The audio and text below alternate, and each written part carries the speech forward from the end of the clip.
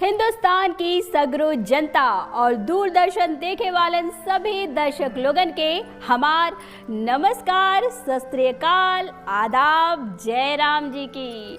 तो भैया लोगन उहे खाटी देहाती और गांव का परंपरागत लोकगीत गवनई लेके एक बार फिर से हाजिर हो गईली हम सीमा शाही और हमरे साथे बाड़न हमार लागे हो हमार लागे सबसे सुंदर ये गौवा हमार लागे सबसे सुंदर ये गौवा हमार लागे हमार लागे हो हमार लागे सबसे सुंदर ये हमार लागे। ओ पुप्पा पुप्पा कहाँ हो, कहाँ चला जाता?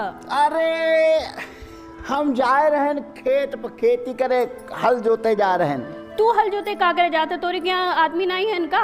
अरे आदमी है तो का भा, हम जब घर में कपड़ा धो लेत, बर्तन धो लेत, खाना बना लेत, तो काम खेत नहीं जोत सकित है का फुप्पा? तो के खेत जोते के पड़ी बा।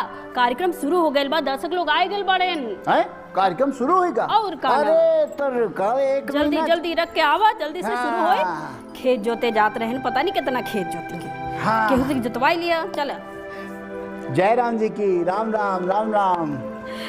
भाई जो हमार दर्शक है ना, ये हम लोगन के लिए बहुत बहुत मतलब बहुत बहुत काम करत है। हाँ का? हाँ, जैसे हम सब लोगन के ये जो कार्यक्रम है इका लाइक करत हैं, सब्सक्राइब करत हैं और शेयरों कर देते हैं। और का हो, तबे ना देखा हमारे कार्यक्रम का नाम है लोक रंग शुरू के संग। और ई धमाके